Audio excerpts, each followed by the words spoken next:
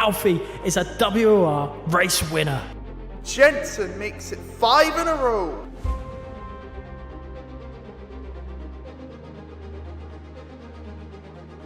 Danny Berejnay wins on debut. Shinaka returns to winning ways in WOR.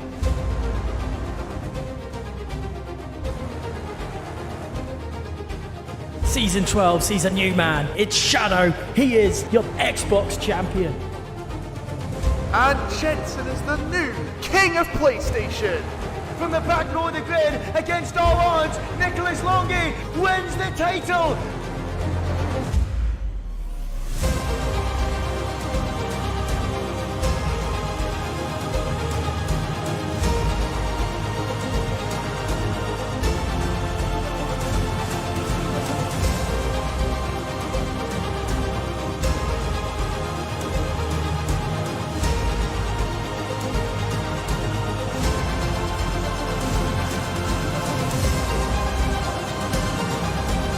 Goes past the safety car. What has gone on here? Bourbon spins. Stunning move from the Spaniard. He's taken out Rambo. Here comes Longy. We're going 4 wide down to turn 1. Oh, he's taking him out. The captain riders collide. Tomek to the inside. Shadow wins at Brazil. Absolutely sensational.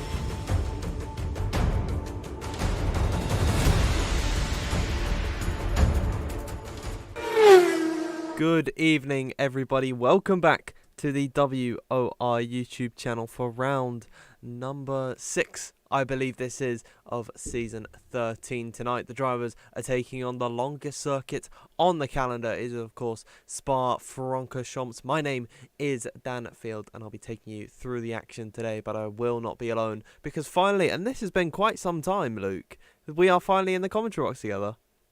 Yes, it is. Good evening, Dan. Good evening to everyone else. I think it was round number 2 of the season the last time we were together, and there's been plenty of action happening since then, with a familiar face towards the front of it in most of the races. Absolutely, a familiar face. Blech, I'm losing my words already. A familiar face in the name of Lucas Blakely, I believe, being right to the front of all the races. I had to fix out some Discord issues. You could see the tabs on the side and such, but Lucas Blakely has been so strong this season. We'll move on from all the Discord problems. Lucas Blakely has been so good so far this season, but Luke, there is a key point here. He is not racing with us today. Yeah, Lucas not here today, which is, a bit of a shame. He's been having a few. For whatever reason, he said he's not going to be streaming lately, so I'm not quite sure what is the reason for that at the moment. So yeah, it's a shame that Lucas is not here, but it's a good opportunity for someone else to take the mantle. We've only had one winner outside of Lucas so far, and that was Thomas Ronhaar at Bahrain. He is racing tonight, so looking forward to seeing what can happen. And obviously we've got Jarno back up to pace as well. He looks a bit more like his usual self. We saw that last week. We saw it on Wednesday night as well. So maybe an opportunity for Jarno to prove some of the haters wrong, I think. Yeah, a lot of people have been giving a lot of critique to Jarno Uppbeat, saying that he's washed and such, but in recent weeks, especially in the last 2 races of WR and PSGL, he has been incredibly strong, and I do believe that he's finally coming back up to the pace that we saw on the previous 2 games. Let's have a look at the results from last week. Of course, it was the British Grand Prix. Lucas Blakely took charge and won ahead of Jarno Uppbeat. Alvaro Carreton ended up finishing on the podium in 3rd place, and Tomek Paragic ended up in 4th. Marcel Kiefer was in 5th, Jake Benham in 6th, Tom Manley was in 7th, Alfie Butcher 8th, Liam Parnell in 9th, and then Matthijs van Erven rounding out that top 10 and finishing in the last point paying position. And how that affects the championship, Well, it is utter domination from Lucas Blakely. 124 points at the moment. His nearest rival in this championship is Jake Benham, who has got 50 points. So I don't think it's affecting Lucas too much that he is actually missing this race. We have Thomas Ronhaar in third position. He's finally back from holiday, which is great to see. And then we have Jarno Opmeer on the same level of points. They're both on 45 in fourth. Tomek Paradzic and Nicholas Longe, the two Alfa Romeos, are up next. They're on 30 and 31 and 30 points. Then Tom Manley with 28, Alvaro Caraton with 27, Alfie Butcher on 23, and then Ruben Pedreño on 20. But that is how the championship is looking at the moment, Luke, and it is just one man completely dominant so far. Yeah, and he's had that brilliant combination, obviously, of having the pace and having the consistency as well. Other drivers have been able to get close to him on occasion, but for whatever reason, haven't been able to really do it often enough, which is a shame. You know, it's a bit of a shame to see, but yeah, I think it's been a fantastic performance so far this season. It is a chance for someone else, but they're going to need him to miss a few more races. Let's be honest. In the form he's in at the moment, he's going to have to miss a few more for them to really have a chance this season. Absolutely. He is so far out in front. He is about, 2 races ahead of his nearest rival, Jake Benham, in the points tally. So he's in such a strong position, and I think he can afford to miss out today. We have quite a different grid to what we're normally seeing, so I'll read it out from on my other monitor here. We've got Jarno Opmeer. He's in his normal seat, and we have Xander Van Dyken. Liam Parnell and Joe Hannon are the Red Bull duo. We have Primož Miklavčič and Ulas Zildrim in the Ferraris. The McLaren is Ruben Pedreño and Georges Nader. Alpine is Carter Lundy and Philip Prejnader. Then we have Alpha Tauri of Tom Manley and Jack West, I believe that is. Then Aston Martin is Simon Perrine and Istvan Pukki. Williams is Shanaka Clay and Andrei Tarabukin.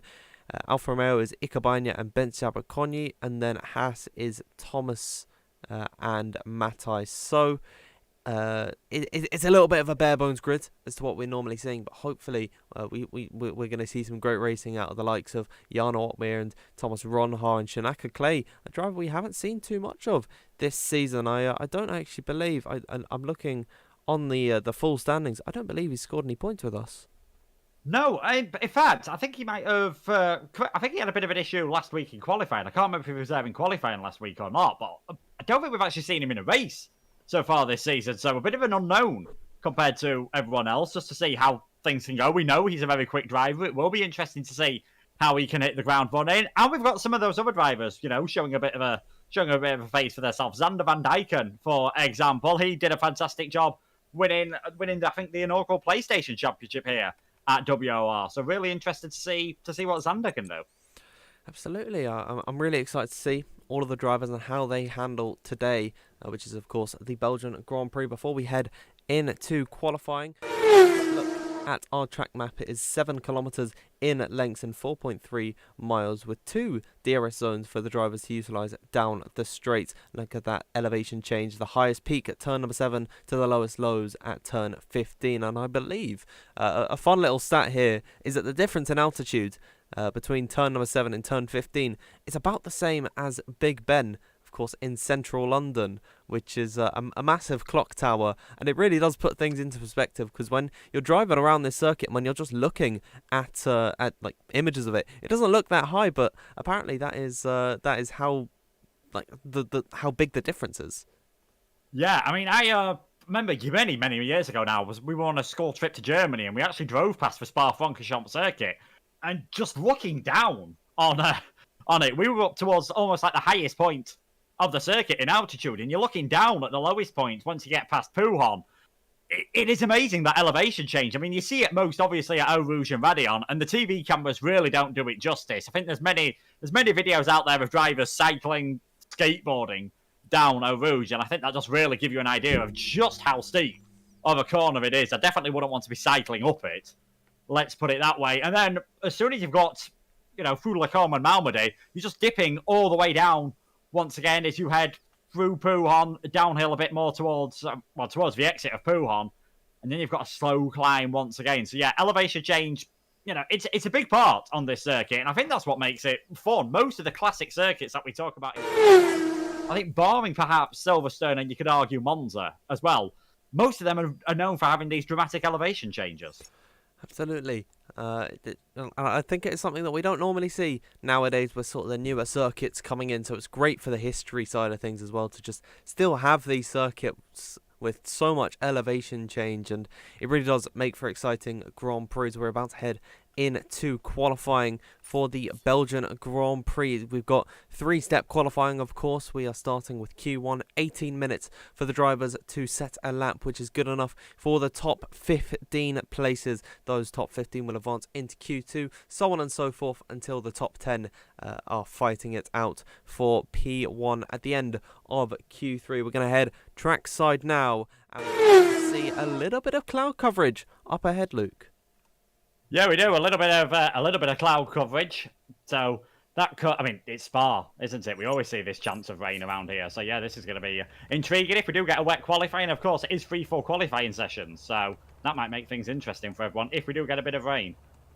Absolutely, and we're just in that little bit of a lull period at the start. I'd imagine the first driver to come out on circuit is going to come strapped with a set of the intermediates. But maybe if we are expecting some sort of rain, then they might want to save the set of the intermediates until they actually need them. So we're just going to be waiting in the pit box for the time being, and then we'll have to we'll just see who comes out of the pits first. And it's a bit of a waiting game at the moment. Oh dear, I think we might have lost Luke here. He's frozen on my screen, and yeah, he's left the lobby, so apologies for that, folks. I believe that we have lost Luke, unfortunately. Hopefully he can get back in, and we could talk with him. And now it's for some reason changed to lap 1 of 5, and my game's not frozen, and all of the drivers are still walking about. All the marshals and such are still walking about, and you can see the mechanics working on the cars and such. So I'm not too sure what has actually happened on this side of things. We'll just have to wait and see. Let us know, everyone, in the live chat where you are from. That's a really fun question that I like to ask, and I like to know where everyone's watching from. And it's sort of fitting for World Online Racing to have fans all across the globe. As it's just everyone's saying Jarno against Wash players. I don't believe so. I think we have some great talent on the grid. One of them being Thomas Ronha, of course. Veloce Thomas. He's I don't know why he's changed his name. I don't believe he changed it before, but he's incredible. So you know what? I don't think you guys might be saying, "Oh, it's over before it started," but I think we have a lot of action in store. We're getting some viewers from Austria. We've got Jose Bedros. We've got Maximize from Portugal. We've got some Norwegian. Toshia Joshima is from Bulgaria. We've got Greece, Netherlands, Germany, Slovakia, the UK, England, Kyrgyzstan. I hope I said that one right. I mean, we've got Jamaica as well. Italy, India, Kenya. Wow, everyone all over the globe, and it is wonderful to see everyone. I'm just going to quickly check the chat, because I think the actual Discord chat, because something has gone wrong here. Yeah. I don't know what's happened. Hopefully someone in the live chat can get us an update on what the current situation is. We do apologise for this evening. I'll bring you back to the intermission, as you get to see me now. I've not got anyone in the box with me. Lucas, unfortunately, I think his PC has crashed or something. So I guess it's a little bit of a waiting game as to what actually happens. I might just pull Discord up on my phone, and then we'll see what happens. I do apologise, everyone, for the issues that we are experiencing. This is not common. I don't know what has happened, but as soon as I can, I will get you an update on what has happened. As I don't know what's happening. I think a lot of people have. Okay, the race has already. The race has not already happened. People can't join the lobby or something. Yeah. Okay. So what's happened is that Luke's PC crash has messed up the lobby, unfortunately. So he left the session, and I think we're getting a lobby restart in soon. So you know what? I'm gonna join a different. Oh, I've actually left the lobby, but now I've seen other people are joining. So I have no idea what is happening at the moment. Luke, you look different. I know. I've had some plastic surgery as of recent to look a bit like my idol Dan Field. I think they might have messed everything up. I look horrible now, but yeah, Luke's PC's unfortunately crashed. Can you say hi, Jaden from SA? I believe that is South Africa. Hello, Jaden from South Africa. Yeah, it's broken. It has broken. The game has decided to have some tomfoolery. I'm completely lost to what I actually have to do at the moment. Hopefully, someone can give me an update in the live chat as to what is actually happening, and we can talk about something. Say hi from Brazil. Hello to Brazil, to all the Brazilian fans watching. Hello to everyone in the world watching WOR, and once again, massive apologies for what is actually happening, and I'm having to stall quite a lot here. So I guess I can talk to you more about where I'm headed to. Spa-Francorchamps, where we've seen plenty of action in the past. This was the season opener for season 12, which was of course on the previous game. That race was won by Danny Berejnay. He hasn't been racing with us so far this season, and it'd be great to see the Hungarian back into WOR at some point. I believe it was Sam Corby who might have come in second that race, and then Josh Adowu came third. I mean, that is just a complete, sort of estimate here as to what is actually going along. There was desync and lobby issues, so we were restarting. Okay, so we are getting the restart in eventually, and I'm just going to check Discord. We have Luke. He's rejoined us. Luke, can you hear me? I can hear you, yes. Apologies for that. In the worst timing ever, I had a very short power cut as the lobby was starting. And I think because I was the host for the lobby, that then broke everything for everyone else. So really do apologise for that one, everyone. Yeah, stuff like that happens. It's unavoidable, really. So I don't think we can put it to the fault of Luke. But surely when the host leaves, they should just migrate the host and not completely mess up the lobby. So I wonder who might be at fault for that. But hopefully stuff gets resolved in future patches. And Luke, your webcam's black on my screen. I don't know if that's appearing up for you there. The old-fashioned turning it off and on again and see if something happens. Yeah, I will try and sort that out imminently. Hopefully we get it sorted. What could have happened is Discord's decided in the midst of all the chaos that has happened to change what camera it's trying to use, which is a bit annoying if that is the case. But I really hope we can get it working. Apologies for this, everyone. Trying to multitask at this moment in time, and it's not going the greatest. But hopefully we'll get things up and running soon. Absolutely, and I'm just checking the Discord chat that I think. Are you setting up a new lobby, or we got another host loading us up here? I will be doing. Okay, perfect. Yeah, I think some of these guys are in a little bit of a rush to get underway, and something I'm just noticing. I think that we actually were having a wet race, or maybe a wet qualifying, because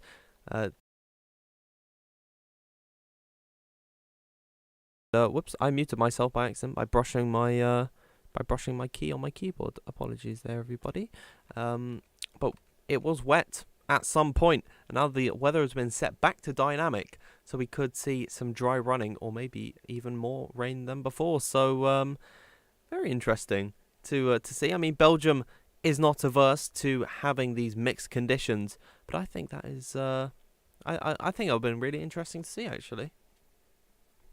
Yeah, it should be really interesting to see what happens with the mixed settings. Hopefully now, if I change a few things, we'll be hopefully we'll be able to get things sorted. I think Matthias is now hosting the lobby because, understandably, when you have a power cut, things sometimes take a bit awkward to take a bit awkward to come on. So, yeah, Matthias will be hosting the lobby then. Hopefully we'll be able to get back up shortly.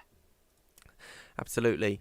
And everyone in the live chat at the moment who has stuck with us in our issues, we do thank you a lot for that. But I want to know who your favourite drivers are coming in to this evening. We've already asked where you're watching us from, and it's so brilliant to see everyone all around the world watching WOR. We finally got Luke back on our screens as well, so we get to you get to see the pair of us now. I was in your slot actually, Luke, when you left, so it was quite awkward there. And someone was asking if that you looked a little bit different, and I said that you had plastic surgery to look like your idol Danfield. Yeah, knock about 10 years off myself there, I think, as well. A few people have said that we look alike in the chat, so I don't know which of us should be insulted and which of us should take that as a compliment. I suppose that's up for the chat to decide. Yeah, I wonder. I don't actually see it myself, us looking too similar, but I'm going to check the live chat now and see who everyone's supporting. We've got support from Amara and Jose for Jarno Opmeer.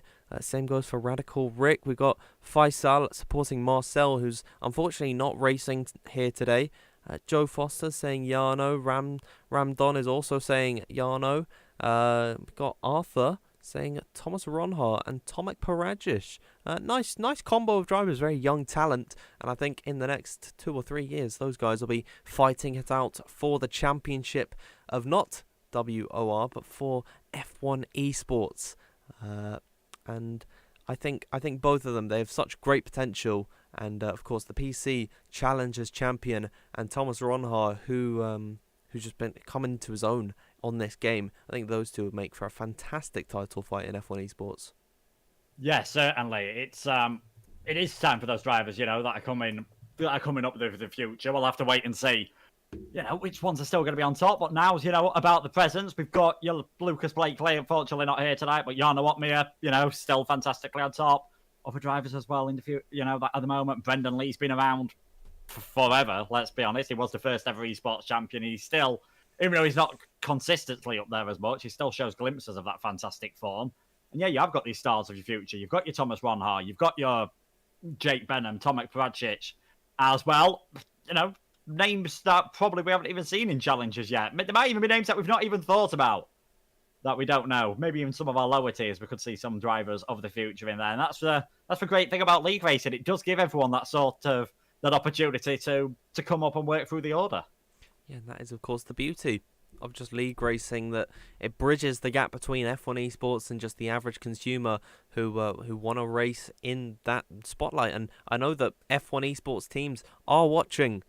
We say it every week, and I wonder if the representatives who actually watch it just have a little smile to themselves whenever we mention that, because they'll know that we're talking about them. But these F1 esports teams, they are watching, and they are observing what is going on in these leagues, who is looking strong and who is maybe falling off the pace. And I believe that is where Thomas Ronhart snagged his Veloce contract, and now why he is being pushed into the limelight so much. It's because of F1 league racing, and all of these guys who are viewing Thomas Ronhart, and he's gaining such a big support as of recent. I mean, on the last game, whenever we'd see him in the lobby and we'd ask in the live chat who they were supporting, we didn't see too many Thomas picks, but now he's just become so much more popular. And I think F1 esports is F1 league racing, is really become of that. And I think that with this gap being bridged, oh my god, I'm losing my words, Luke.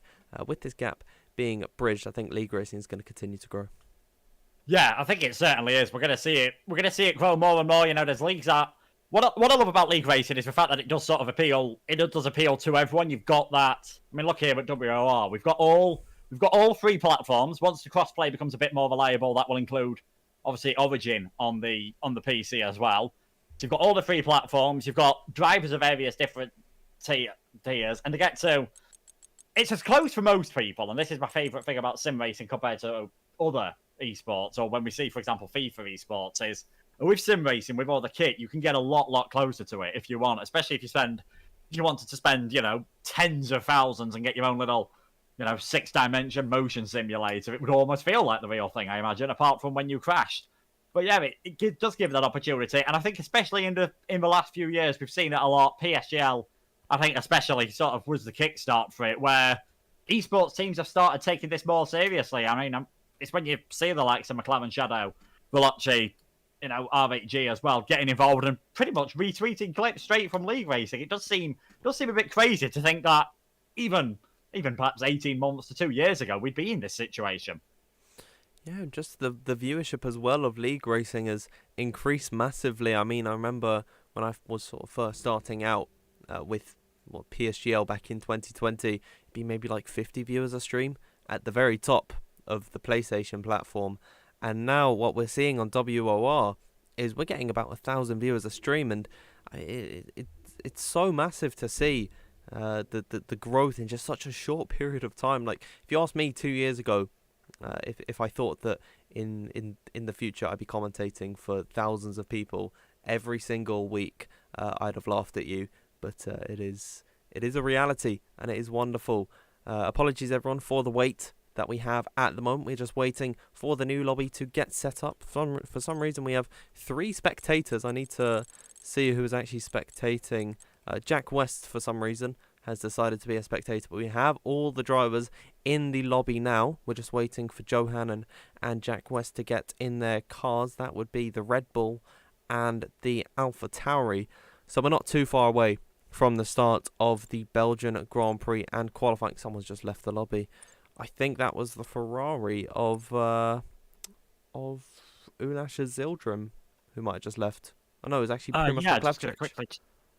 Yeah, I think Olas is still in, so I think it is just Primoz unable to get in at the moment. But he was briefly there. We are nearly right in there, folks. As someone was saying just then, why don't you two race to kill the time? I mean, I don't think we'd actually get that many laps of Spa in. I was trying this F1 game earlier, and I was bad at the F1 game before. I think how these guys are anywhere near this quick just astounds me at the moment, how they manage to do it consistently lap after lap after lap as well, because, let's not forget, there's no points given out for qualifying. You've got to do it over 22 laps, which we're going to see here. It is the lowest amount of laps on the calendar because it is such a short circuit. And I think Simon Weigan came up with an interesting point in the week. Probably didn't agree with all of it, but when the drivers are this close to each other, it is just that tiny little setup tweak that could even arguably make the difference between, being outside the top 10 and fighting for the podiums.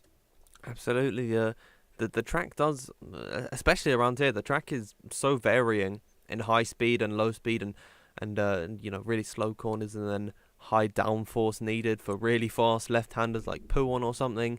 The setup could be tweaked in so many different ways and to really give you an advantage at certain points of the track, but then you'd have to give up performance around other parts. So it's really sort of just a game of chess with the setup and sort of just doing what works for you best, but it can give you a massive advantage if you just have that maybe one extra wing above your rivals, and that could give you that little bit of extra downforce in the corners. Can give you some good news, everyone. We are finally starting the lobby. We're getting qualifying underway. Hopefully, we got our fingers crossed for no power cuts from anyone this evening. But Q1 is about to get underway, where the top 15 drivers will progress into the next session, and then they'll go into Q2. Then the top 10 from Q2 will be advancing to Q3, and they'll get to fight for pole position. So the bottom 5 is where we need to look at for this session, and who is going to be crashing out. And Luke, are you excited for this qualifying to finally get underway? Yeah, certainly am. I mean, all I can say to everyone in the chat is, yes, there's been a delay, but at least there's nowhere near as much of a delay as last year's Belgian Grand Prix, and at least we can guarantee you more than 2 laps of racing action, no matter what happens tonight. So yeah, really looking forward.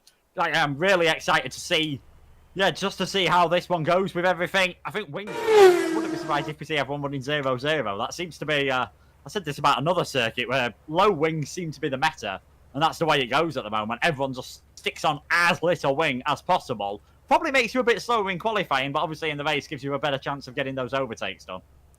Yeah, I mean, I've tried the 0-0 wing around here, or maybe, no, I think I wasn't racing it and then my friend was, and he would just absolutely destroy us on the straights, and then I'd gain through the corners, and I think it was actually faster for him to use that 0-0 wings rather than my slightly more wings. I actually don't know what setup I was using. I stole it from Steam. We finally got some cars out on circuit. We are getting to see some action, everybody. We have got out first Istvan Pukki, and interestingly enough, Luke, we're not seeing the set of the intermediates that we are so used to. It is a set of the dries. Yes, and I think that is because if you look at the sky at the moment, I think they're going to be needing those intermediates for, you know, wet weather conditions.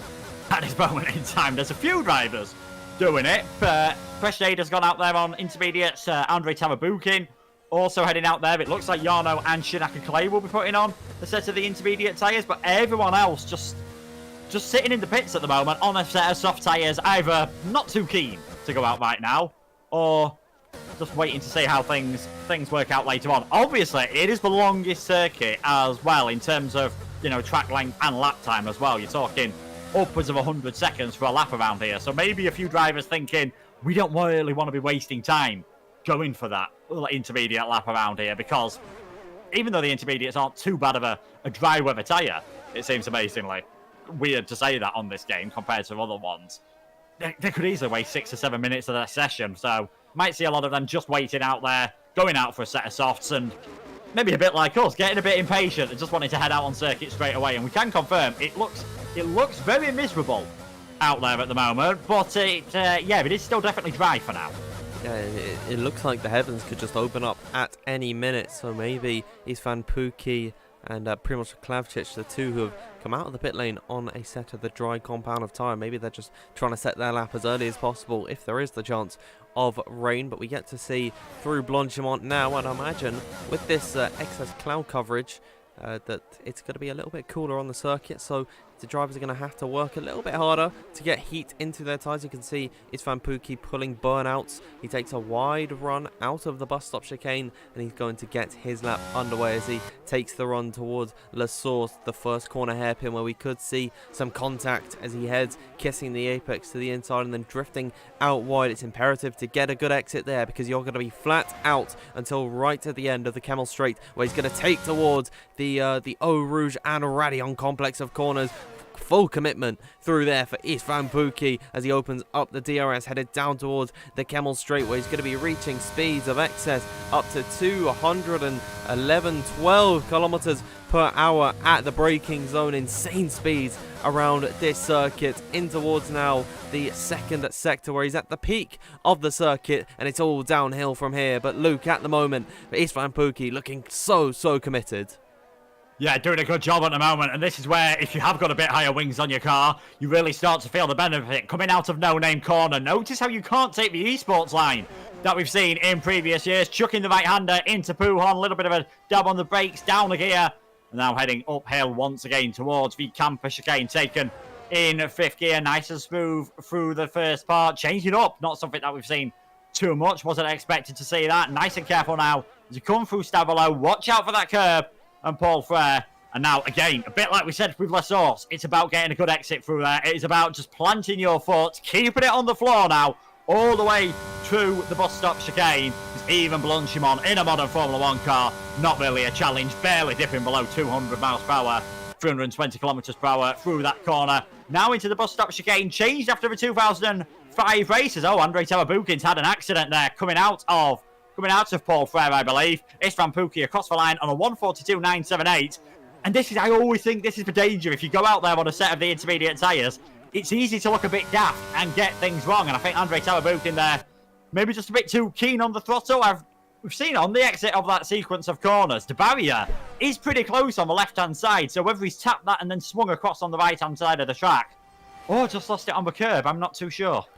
He crashed that on his own, unfortunately, and I think just with the intermediates he was pushing too hard, and of course you just don't get any grip when you're on this tyre in dry conditions. So his day is done a little bit earlier than he would have liked, and he definitely had a chance to get out of Q1. I mean, Andrei Tarabukin is a driver that we've seen multiple times in the past get into the top 10 in qualifying on a grid similar to this level, so that is a big loss for him, and he'll be kicking himself about that incident there. We've seen only 2 times on the board at the moment. Istvan Pukki was the first, and he is still the quickest ahead of Primož Mlčavčić, who's gone about 0.2 of a second slower. We're watching Shanaka Clay, who I believe is making his debut for this season. He was a driver that was so impressive at the start of during season 12, and I hope we can see more of him this season, because it'd be great to have another F1 esports representative racing with the league racing folk as he heads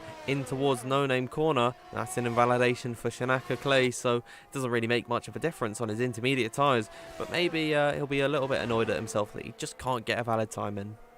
Yeah, like you said, I don't think he'll be too bothered at the moment. You wouldn't expect these to even be insurance runs for these drivers, and especially now that we're effectively only going to lose 4 out of this session, seeing as Andre Tawabuki lost it through, the corner. Shanaka Clay is coming through now. Pukki and Mlčavčić, the only ones to set a time at the moment, and I think now we're going to see everyone else come into the pits. A few of these drivers head out there. Normally, so far this season, Lucas Blakely's been a bit of the specialist of doing one and done in Q1 and Q2. He's not here tonight, so be intriguing to see if anyone else can, get right up there. Can Jarno manage to set a fantastic time in qualifying? We haven't seen Ron Haar since round number 2 of the season, and he absolutely dominated, really, Bahrain, taking the victory there, winning the sprint race as well in what will now be the only sprint race we have this season, and getting that pole position. So I think Ron Haar's going to be one to watch out for in this session. Absolutely, I think he is going to capitalise on the absence of his main title rival, and he's got a lot of ground to make up. He's only on 50 points. Lucas Blakely is on 124, so he's more than 2 wins ahead of his rivals. We've got some more activity down in the pit lane, I believe. That is one of the Alpine cars coming out of the box. It is indeed, but he is not the first. It is the Alfa Romeo driver of Bench Jabot-Conyi. It is a driver that we've seen in F1 league racing for, years at this point, especially on the PC platform. He's sort of one of the only drivers actually at the moment who's been on the PC the entire time. A lot of this grid is mostly drivers just coming up from the PlayStation and Xbox side of things, but Bench Jabot-Conyi, for as long as I can remember, has been on the PC platform, and he's been able to hold his own against the new young guns of tomorrow, and he's been rewarded for that. He was, I think, a part of the Ferrari scheme last season. I'm not too sure if he's still with them this season. He's with Future Esports at the moment, running that in his name, but this is a driver that I'm really excited to see tonight. Yeah, like you said, he's a bit more of a stalwart of the PC league racing scene compared to the others. I had this interesting debate on another commentary video in the middle of the week, whereas a lot of people felt it was better to come from the console side of things, like Jarno, came from the PlayStation. Then obviously his normal teammate for tonight, Jake Benham, came from the Xbox side of things. Ooh. Thomas Ron Haar came from the Xbox, Matthias van Irving came from the PlayStation, the 2 Haas drivers. But yeah, Bench Jabot-Conyi did it from the PC all the way along. There was always that talk of, will the drivers be able to, when they change different platforms, will they be able to cope? If they're good enough, they can normally cope within about half an hour. I find they're close to being on the pace. It is just finding that little extra 0.1% probably by the end of things to make the difference. But yeah, being in esports before with Ferrari, it remains to be seen whether he gets an esports seat this season. If I'm being honest, no disrespect to him, I don't think we will be seeing him, but that's not to say he won't come back in the future. Yeah, and I think I agree with you there, and it's no discredit to Bench Jabot-Conyi.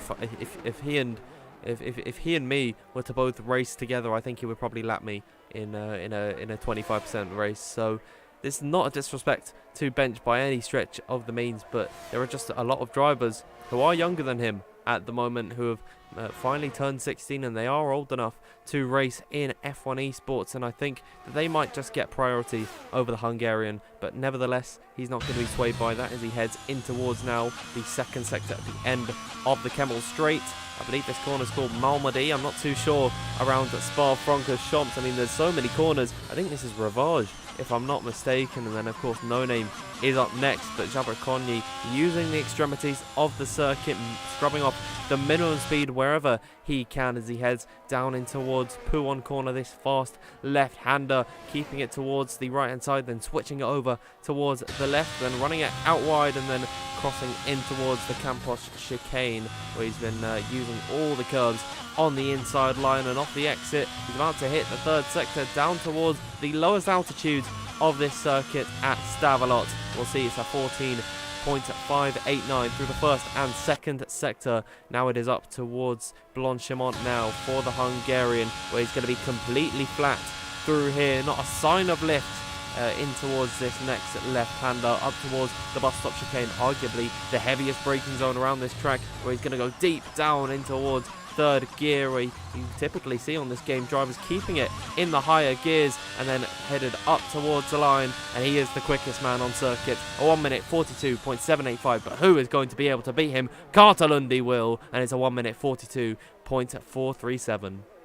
Yeah, Carter, he's managed to pick up a fastest lap so far this season. That was at Bahrain after a bit of a disappointing sprint race there. Carter, someone else has really impressed me in these recent, really towards the end of last game and the start of this one, was never really someone who I thought, not to say I didn't think he wouldn't be a really good league racer, but I didn't know if he'd be able to make that next step. But now, I wouldn't be too surprised if we saw him challenging in the future, possibly even getting himself up to challengers. 2 tenths faster than everyone else at the moment. That is, even around a track as long as Spa, with how close these drivers are, that is pretty impressive at the moment. We've got one of the Mercedes heading towards the line now. That'll be Xander Van Dijken. He heads across the line, gets himself up towards second place, and his teammate for that tonight, Jarno Opmeer, just coming into the final sector.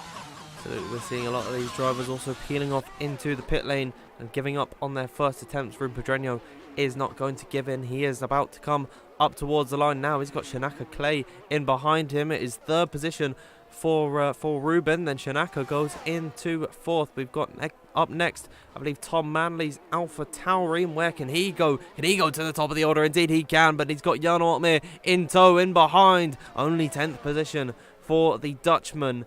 And that means at the end of the first runs of laps, Tom Manley is the quickest on circuit by 0.02 of a second ahead of Carter Lundy. And then Thomas Ronhaar is a further 0.01 of a second back from the Canadian, I'd say. That is a pretty big shock, actually, to see Carter Lundy this high up. And he's certainly a very talented driver, but he's not someone you typically see at the very, very sharp end of this field. So I think he's going to be very pleased with how that lap has gone, and I wonder if we're going to see him back out on a circuit for another lap, or if he's just going to see that he is safe into the next session. We'll have to wait and see. But that brings us, Luke, to the end of the first run of laps. Yeah, into the end of the first run of laps. Miklavčić, Hannon, the only two that have set a time in the bottom 5 at the moment. We know Tavabukin will be out, and Azeldrim and Baena both invalidating their lap times earlier on. While I was going through the list of drivers who seem to have always got through on one lap at the moment, I mentioned Thomas Ronhaar, I mentioned Lucas Blakely, who's not here at the moment. Like you said, I don't think we expected Carter Lundy to be up there. But my apologies to Tom Manley, because this is just the sort of thing he's been doing all season, especially in qualifying. In Australia and last week at Silverstone, we saw a bit more of it in the race from the man formerly known as Shadow. But yeah, Tom Manley putting in a fantastic time there. Carter Lundy clearly thinks he's safe, so won't surprise me if Manley and Ronhaar both retire from this session as well. We said someone here asking, where is Jarno losing so much time? 3.5 tenths across a lap in what are identical times is not ideal with what you wanted to be losing. And I think if Jarno does have a bit more of a weakness on this game at the moment, and I think he'd admit this himself, it's been more of his one lap pace. There's been nothing wrong with his racing. He always seems to work his way up the order, but perhaps apart from Miami, his one lap pace just hasn't been there for whatever reason. He's doing enough to get through to Q2 at the moment. He'll definitely need to head out there on the circuit, as I imagine will everyone, apart from our top 3. It's an interesting point that you make there about his one lap pace not really being up to standard, and I completely agree with you here. Actually, of course, I've been commentating over him for much of this F1 22 game, and I just don't recall any time where he was clear-cut out in front in qualifying. So he's normally like setting times around about 10th, 11th in the first sessions of qualifying, and he can get himself into Q3 and then qualify around about 5th or 6th, somewhere around that range. So You are certainly correct about his 1 lap pace not really being up to standard. I think if he can get that down and have that race pace that he is he's shown so often in the past, I think he can still be a very competitive driver. Maybe there's no 2 championship curse in F1 Esports. Of course, Brendan Lee won 2 titles and then wasn't able to recapture that glory. Jarno Opmeer now might be in that same position. But we'll have to wait and see. Of course, F1 Esports still a little bit away, and we have to focus on the now because we are watching Ulash Azildrim, pole sitter from last season's Belgian Grand Prix. And the less said about his race, the better. But this is a driver, Luke, that certainly knows his way around this track. Yeah, it is. I was just actually looking at the drivers who took the podium here last year. We've got, we don't actually have any of them tonight. Josh Adowu 3rd place, Sam Corby in 2nd place, and Danny Pavesje taking the victory. This qualifying is important around every circuit, but I'm not sure around this track. If we're being honest, do you want to be in pole position? It's a short run towards turn number 1, but you are just giving everyone else a massive slipstream. All the way, Eau Rouge, Radion, down the Kemmel Straight, I was going to say all British Formula 1 fans. I imagine most Formula 1 fans and people who are watching in the chat have heard the "Here comes Sebastian Vettel" from 2018. Could we see one of those drivers tonight? I think it's just ahead of Ulas. I think it's going to be Istvan Pukki, probably the last man who is going to set their final time in this qualifying session. Pukki up at the moment, as Ildrim will wait and see for him at the moment because he's not really got a time to compare to. So him and Baena, really, it's all on the line for them at the moment. I think they'll both manage to just about get through in this session, but I think, as we've always seen all season, it is going to be mighty close. Pukki comes across the line. He shoots himself up into 4th place, so should be comfortably safe on that one. It's time for Zeldrim. He goes in towards 10th. I think he'll be sitting slightly nervous for the final minute of this session. And I think what's happened there is he was held up out of no-name corner, impeded ever so slightly by the McLaren of Georges Nader. And I'd imagine that there's going to be some words from the stewards about that incident. And Ulas Azildrim certainly at risk. The proper driver at risk at the moment is Philip Presnader. He is currently in the 2nd sector. He's not going to be the next one to complete his lap. That belongs to the Ferrari driver of Primož Miklavčič, currently in that bottom 5. Oh dear, his day in qualifying is going to be done because he spun it down at Stavelot there. Got a bit trigger happy on the throttle. He's not going to be able to start his time once again. So I think Primož Miklavčič, his day in qualifying is done. But oh dear, and he's had another spin off the exit of Paul Frere, and he's in the wall. So I think that is out of frustration there. We can watch Philip Presnader though through Blanchimont now, and he is purple in that 2nd sector. That's one rival in behind him who is not going to be able to compete. So I think that Philip is going to be that little bit more confident that he can get into the next session. The clock has struck 0 now, so no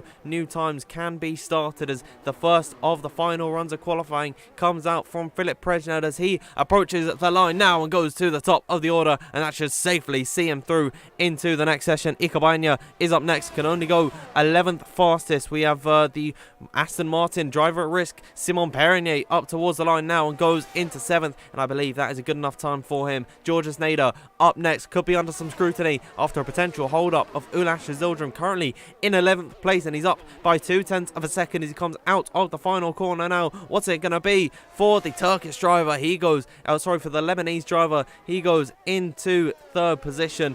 Joe Hannon has not been able to get himself out of that bottom 5. Liam Parnell in towards now the last corner. Can he get himself out of that bottom 5? And Jarno Opmeer is the man at risk at the moment as Liam Parnell comes across the line, only 17th position. Jabba Konyi is up next, and he puts Jarno Opmeer into the drop zone, but the Dutchman crossed the line. He will not be denied, and he goes in towards the next session of qualifying, and that eliminates Ulash Azildrim. And I think that is going to make the scrutiny of George Nader that little bit harsher because of that impeding. I'd imagine it's only 3 thousandths the gap between himself and Ikabaina. I think that has cost him Q2. Yeah, I think if there wasn't going to be words, there definitely will be now. But yeah, Jarno, we're noticing that he might come under a slight bit of pressure there, but found plenty of time in the second and final sectors on that lap. Track evolution, I think, played a big part. We saw Istvan Pukki shoot himself a long way up. We saw Jarno Opmeer go a long way up as well. And the only man to go into the 142 freeze in that session, Philip Presnader, pulling it all out on his final run. Yeah, Philip Presnea topping the session in qualifying. Look at these gaps that we're seeing. P1 to P8 is separated by 700ths of a second. Presnea leading the way, Manley in second. Third for Nader. I think we've just got to get the bottom 5 in here. We're losing Azildrim, Liam Parnell, Joe Hannon, Primoz Miklavčić and Andrei Tarabukin, who was not able to get around for a lap time after crashing on his installation lap. That brings us to the end of Q1, and yeah, certainly already, Luke, a little bit of tension here as we caught it from the behind shot on the screen where Georges Nader was slow, of course, off the exit of No Name Corner, and then Ulash Azildrim came up behind him, had to weave out of the way, and certainly some people in the live chat also picked up on that. So I wonder what is going through the mind of Ulash, and I don't think it's going to be he'll be too happy. No, I don't think he'll be happy whatsoever there. Being 3,000ths of a second, he'll have lost that comfortably. I think even if it was a tiny bit of a hold, it's one of those things that happens. We see it a lot of time. It's always frustrating when it happens to you, and when you're a driver that does it, you sort of know instantly, like, oh, I'm probably going to get a bit of a penalty there, especially if they end up getting knocked out. I mean, the irony is, with it being a full qualifying session, Ulas Hans have got knocked out there. He might have completely forgot about it by the time we come to Q2 and Q3, because it doesn't matter whether you're 1st or 15th. We are all back together. You said it yourself, Dan. Random said it in the chat as well. P1 to P8, 700ths of a second, around a 7-kilometre circuit. It's crazy times, but this is the standard now. This is the standard we're used to seeing. Absolutely. I think it's incredible just how close things can actually be. And even so, like, Philip Presnea was 300ths ahead of the nearest driver. So that gap where I think, like, there was like 4 drivers, maybe 300ths off of the back of the lead. I mean, it's incredible to see how close all these drivers are. Q2 is now underway. We have to forget about what has happened in Q1. Well, in terms of the top 15 who have scored those results, they are now focused on getting that top 10. And I've looked in the Discord chat that Ulash has tagged him, and then Georges Nader's apologised. He said that the engineer told him that he was on an outlap, so I wonder if that is going to be helping his defence as to a potential qualifying ban in the next race that Georges will take part in. But certainly some controversy early on. Yeah, I don't know whether he's going to be able to get away with that one, to be perfectly honest. They might say, just look, if you see him coming faster than you on an outlap, why not just get out of the way anyway? But, you know, it's happened now. There's not a lot we can do. There's no mid-session stewarding, so that is done for now. It is all about this Q2 session. 15 drivers, 15 minutes. Who's going to get into the top 10? And it looks like Shinaka Clay is going to be the first driver to give it a shot in this session, making his way now up the hill towards Eau Rouge and Radion. It still amazes me just how straightforward this is now for a modern Formula 1 car. Yeah, I mean, I watched old clips from what it used to look like, and they had to take it a lot more cautiously, but they could just easily glide through it normally in these modern day Formula 1 cars. And I think that is just the level of technical innovation that these cars have had, that they can just withstand so much more. As we're seeing Shinaka Clay on his run, he had a half twitch out of Malmedy, but he's been able to save it there, and he's now down in towards No Name to take this completely downhill run up towards Puon and in towards now the Campos chicane.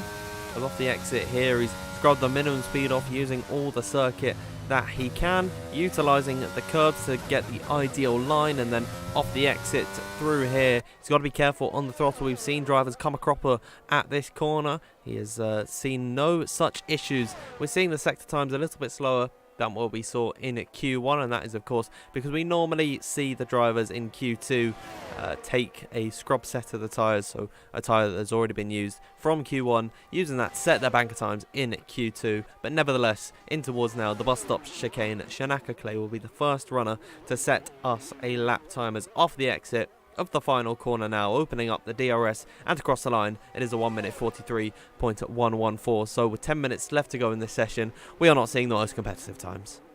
No, we're not. I mean, Thomas Ronhaus just got across the line to beat that from Shinaka. Even though he only did one run in Q1, he's also gone for a scrubbed set of tyres straight away. So, yeah, these times will be slower now. A reminder as well for everyone who's not seen us throughout the entire of the season, or hasn't seen real Formula 1 throughout 2022 either. There's none of this Q2 tyre tactics that we used to see previously.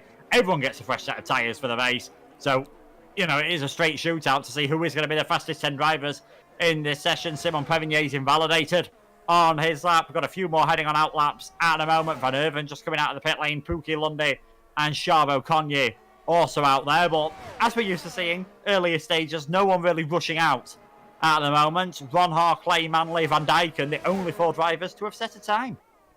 Yep, and it is Thomas Ronhaar, the quickest of the bunch. He's come back from his holiday, and we're finally seeing him once again in WOR, and I'm getting flashbacks to his Bahrain performance. I mean, that was an interesting race. There was a lot of problems in there, and of course that was the sprint race weekend that we had in WOR, and it certainly made for some adventures, as Simon Perrinier, we're just watching on his lap, is invalidated there. But I hope he can recapture that form that we saw in round number 2, because that Thomas Ronhaar seemed impenetrable. And without Lucas Blakely today, he's going to be taking the most of this opportunity and trying to score as maximum points as possible. No points, of course, for qualifying this weekend. However, of course, it is going to be 25 points plus an additional fastest lap point if he were to receive that. So even though it's not too much, he could be whittling down that margin between himself and his main title rival. As now, Luke, we are seeing a lot of drivers out on circuit. The first of the runners who I'd imagine are on a fresh set of the tyres. It is Carter Lundy beginning his lap. Yeah, Carter Lundy beginning his lap then, so we'll just see what he can do. His tyres definitely looking a lot shinier than what Ron Haar had earlier on, so wouldn't be surprised if this is a fresh set. DRS open on the Alpine. He's got plenty of straight line speed there, approximately, you know, reaching speeds about 340 kilometers per hour. Very quick indeed from the Alpine driver. Sub 30 first sector, not bad at all. Just seeing how much speed they're able to take in these cars. Let's not forget, they're not as ideal, they're not as comfortable, certainly through the slow speed corners, with the exception of La Source and the bus stop chicane. There's not too many slow speed corners at this circuit, and it's really great to see these modern Formula 1 cars getting flung around the forest here in the Ardennes region of Belgium. Carter maybe just a tad wide at Pouhon. Probably cost him a couple of hundredths of a second, but that is all you need in a qualifying session here in WOR to make the difference between getting in the top 10 and not. But certainly full commitment from the Canadian at the moment. I think this is going to be our first real representative time in this session, Dan.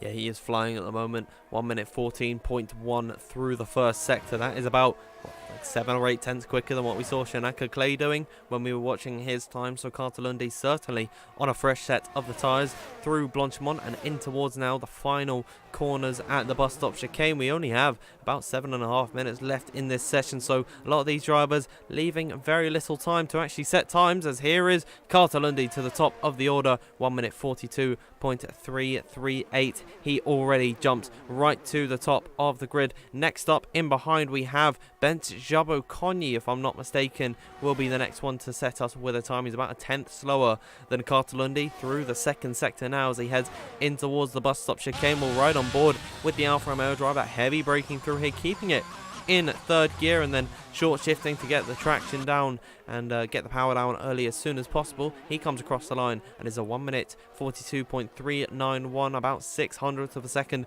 off the back of Cartela. Istvan Pukki is across the line with a 1 minute 43.182, if I'm not mistaken. Actually, I think he's just begun his timed lap, as we've got the Matthijs van Erven has crossed the line, a 1 minute 42.678. Not a great time, I'd say, from the Dutchman. Up next is Ruben Pedreño, and he's flying on his time as he comes across the line, a 1 minute 42.076 from the young Spaniard. That's an incredible time from him there, and that is going to take some beating.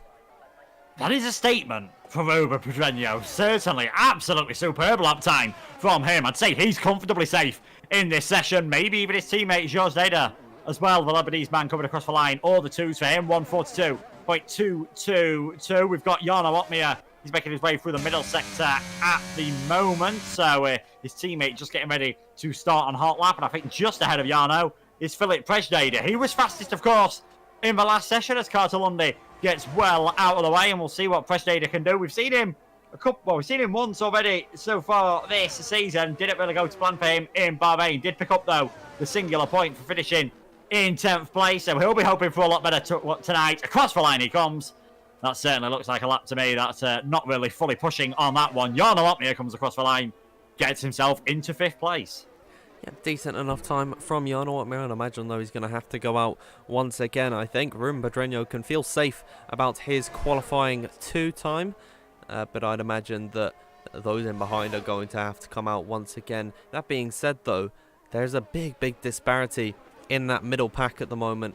I think Matthijs van Erven is the last of the runners who have actually set a representative lap time, because we do have the likes of Thomas Ronhaar and Akke Clay who are very quick, and they're definitely not drivers that you would see in the low 43s. So I think we have got they're leaving a lot to be desired at the moment. Akke Clay certainly is. He's 7/10 up on his previous best. Of course, a fresh set of tyres makes such a massive difference in comparison to a scrub set as he comes up towards the line now. Here he is towards the line, and there it is, 1 minute 42.149. He's still not been able to triumph above Ruben Pedreño, but that is certainly a decent enough lap time for him. Unfortunately, Xander Van Dijken has invalidated on his timed run, so we'll watch Thomas Ronhaar, the man who is the talk of the town at the moment in league racing. He's been so impressive in PSGL and WOR on this new game as he comes out of the exit at the final corner, opening up the DRS, and towards the line he goes the first time in the 1 minute 41s. It is a 1 minute 41.853 for Thomas Ronhaar. The Dutchman is well and truly back.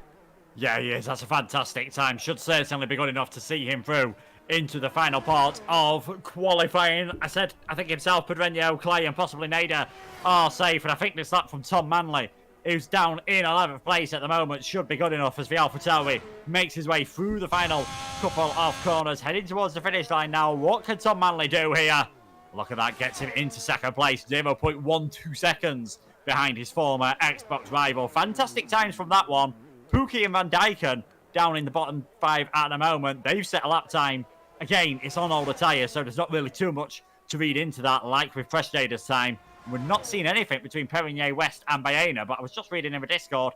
Seems like there were some issues there between Akke Clay and Jack West on the previous lap, and Akke suggesting that it might be the dreaded D word, unfortunately. Oh dear.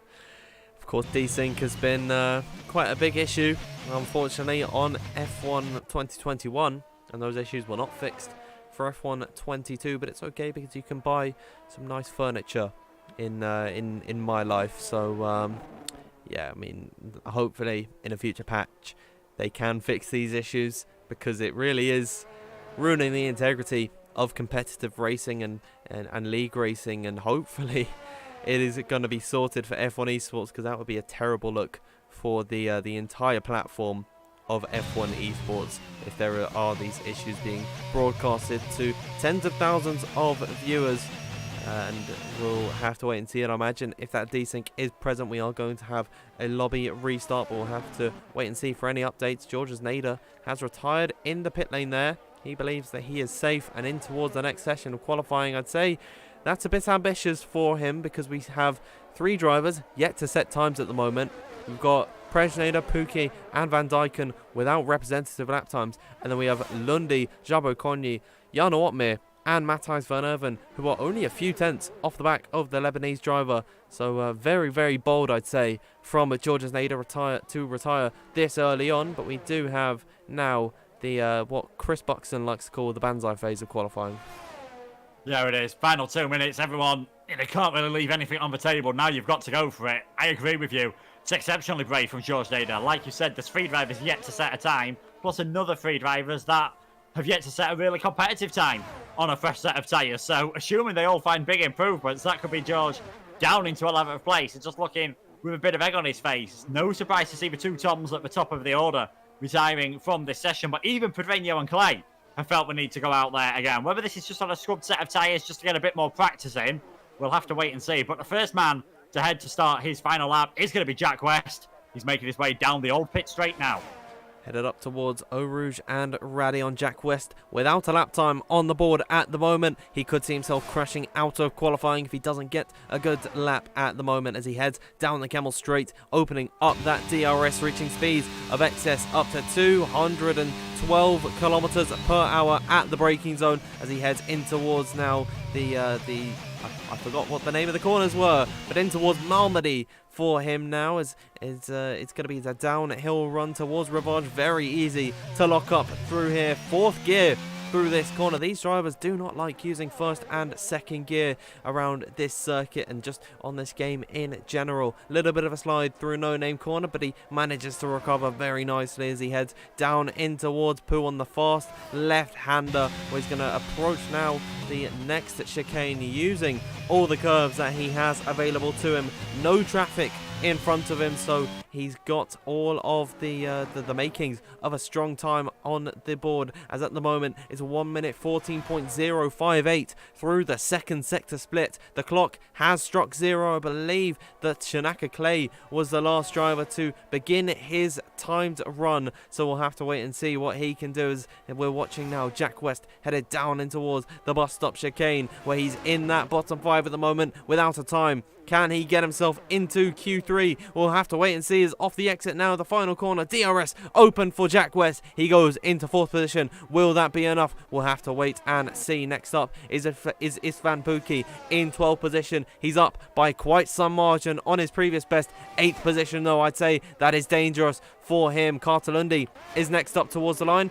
He does improve, but doesn't improve on his position. He'll remain in 7th position. Philip Presnader up next towards the line. Where can he go? Displacing his teammate and putting Jarno Opmeer into that drop zone. Alfa Romeo up next. Ben Jabber-Konyi can only remain in 10th position, and if one driver in behind improves, his day is done. Van Erven is coming in towards the pit lane. Jarno Opmeer being relegated now by Simon Pernier, who is out of qualifying. Xander Van Dijken gets himself into 9th position. Let's see what his fellow countryman can do as Jarno Opmeer in that bottom 5. He gets himself into 6th and puts Istvan Pukki out of qualifying, and that brings us to the end of Q2. Your bottom 5 is Istvan Pukki, Ben Jabber-Konyi, Ikabaina, Simon Pernier and Matthijs van Erven. Yeah, it is, and I imagine after Jack West's run, George Dana was feeling a bit nervous at that moment in time when you've seen someone who's not done a lap get himself up towards 4th place. Thankfully for him, he only got overtaken by one more driver, and that was Jarno Opmeer. You know, like he did in the first runs of the session, finding plenty of time on his final run to get himself fairly comfortably into that one. But, you know, we said for 2 Toms looking fantastic there. Shanaka Clay also putting a brilliant time in to get into 3rd place. Those 3 drivers on the 141.9s. And then Istvan Pukki, Jabber-Konyi, Ikabaina, Simon Pernier, Matthijs van Erven. Those are the 15 drivers. Well, those are the 11th to 15th place. 5 drivers out in this session, 10 more to go. It looks like it's going to be a close one for pole position. Absolutely. I think the big loss there in this session is Matthijs van Erven. Simon Pernier is also a bit of a shock. Well done to Cartalundi and Xander Van Dijken. They've just about survived in this qualifying session as we are about to get ready. Q3, where the top 10 drivers are going to be battling it out for pole position. And Luke, we do have to talk about Thomas Ronhaar, because his time was a lot earlier than all of the final runs, and he was still able to be 1/10 ahead of everyone else. So incredibly impressive from him. Yeah, it is. I mean, what was it in Q1? Top 7 or 8 drivers separated by 700ths of a second. Sorry, 700ths of a second was nearly half the gap that we just saw there between Thomas Ronhaar and Tom Manley, doing an absolutely superb job once again. Is Ronhaar doesn't seem to have had his senses dulled and his driving skills dulled by that little bit of a holiday, and he's had brilliant pace so far this season. Unfortunately, we have only seen him in 2 races, so you can't really judge on that consistency. I just get the feeling whoever takes the victory tonight could end up being that driver who ends up challenging Lucas Blakely across the rest of the season. Hopefully that is the case, and Lucas Blakely has a fantastic title fight with anyone who is racing today, and Thomas Ronhaar certainly in the hot seat for that. We are about to get ready for Q3, but we are going to join you on the other side after a quick word from our sponsors at Gridfinder.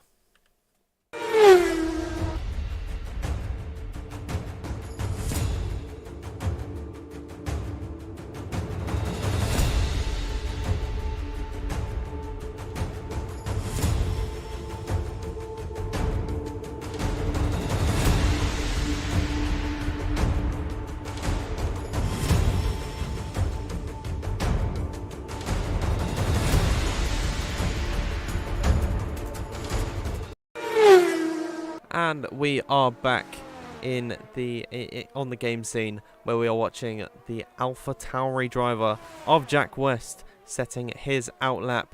Of course, 10 minutes left in Q3. We have not much time at all for these drivers, so it is certainly going to be on time. Well, the time is certainly of the essence in this session. But once again, Luke, just looking at the tyres, I think that is a scrub set. So we're seeing what we see in Q2, and these drivers are not going to go for their final runs just yet. Yeah, I'd say the only ones that have managed to get through on a fresh set in each session so far has been Ron Arm and Manley. And looking at Manley, even he's gone out on a scrub set at the moment. So they're not really doing anything. I think it was you who mentioned this to me. They just want to get a time on the board just to get a little bit of a delta and feel nice and good about themselves when they see a green delta on their faster laps later on. Just gives them that little bit of confidence. And I think also stops you pushing too hard. If you see, because you're coming through sector 1, you're already 5/100ths of a second down. You might be really tempted just to break that little bit too late. And then it is so easy to lose all your lap time. But yeah, these will be the first runs that probably won't mean too much at the moment. And I wonder what everyone in the chat thinks we are going to see for a pole position. We saw 4/10 improvement between Q1 and Q2. I doubt we're going to see that much, but I reckon anywhere around 141, 141.6, 141.7 could be good enough for pole position here. And judging by his pace in the last session, I think it could be Thomas Ronha. Yeah, I think I'd have to agree with you there. Let us know, everyone, in the live chat who you are predicting for pole position.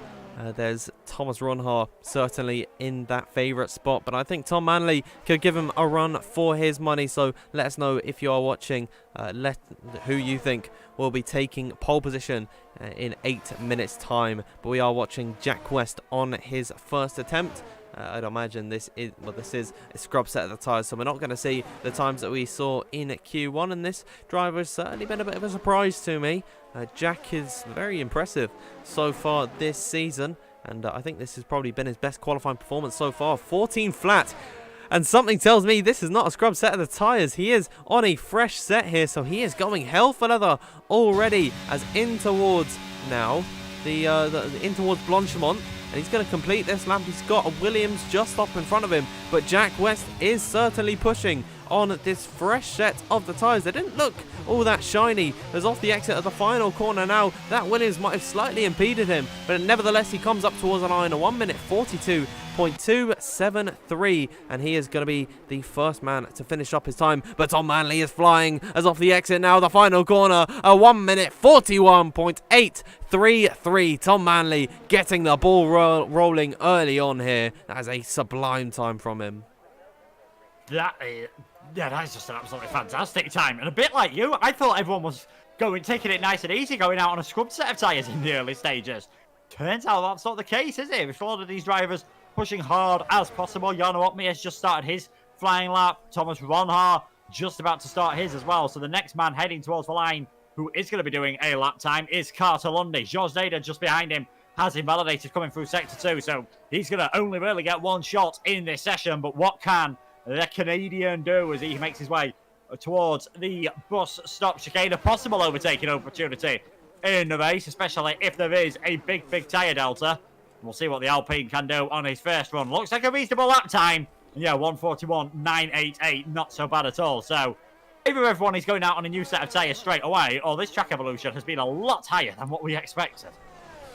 Yeah, I mean, if that is the case, then I wonder, I fear for what we're going to see as the pole timers. We're just watching Xander Van Dyken has unfortunately invalidated on his attempt. Ruben Pedreño has not, and he is on a incredible time at the moment. 1:13.7 through the second sector split, and to come across the line now, he can go into P2, just about 700ths clear of Carter Lundy. Next up to cross the line, I believe it would be Janaka Clay, but I think he was invalid on his attempt, so I'd imagine he's going for another run here. That means, as Philip Presnader crosses the line, so I missed his time there, but that means that Jarno Opmi is up next, and a 14.5 is not looking too competitive for the two-time F1 Esports champion. So I'd imagine this is either a scrub set of the tyre or he's made a mistake on his run. But with 6 minutes left in this session, given how long this circuit is as well, to complete this in-lap, and he's going to have maybe just about 4 minutes left on the board, and then he's got to complete his outlap as well. So Jarno Opmeer cutting it very fine here. He goes slowest of the bunch who have set times at the moment. Thomas Ronhaar is up to the line next, and he was invalid on his attempt, but he did a 1 minute 41.793. That is exactly 400th clear of Tom Manley. So Thomas certainly still, Luke, on a mission. Yeah, still on a mission. Just a shame about that track limits. 4 out of the 10 drivers failing to set a clean lap time. Clay, Van Dijken, Ronhaar and Nader. I was on board with Jarno Opmeer.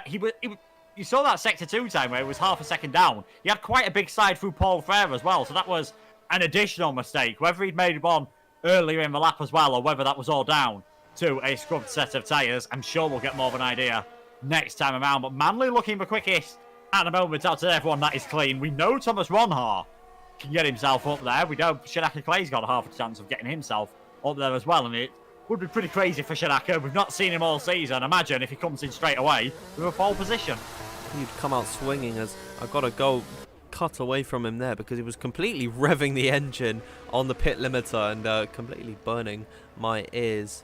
As I think, yeah, this is the first end, the end of the first runs in the session, unless Jarno Opmeer is pushing. And I've got confirmation from some fans in the live chat that he's on a scrub set of the tyres, so he'll be fitting on a fresh set of the softs and using them for his final attempt in qualifying. The only other man out on circuit is Thomas Ronhaar, but he is not pushing, so he's leaving it right until the very end of this session. We've also got some news that Shinaka and Jack are both desynced at the moment, and so we are going to have a lobby restart, which gives us a little bit more time to actually talk about the qualifying. So I think it's a welcome.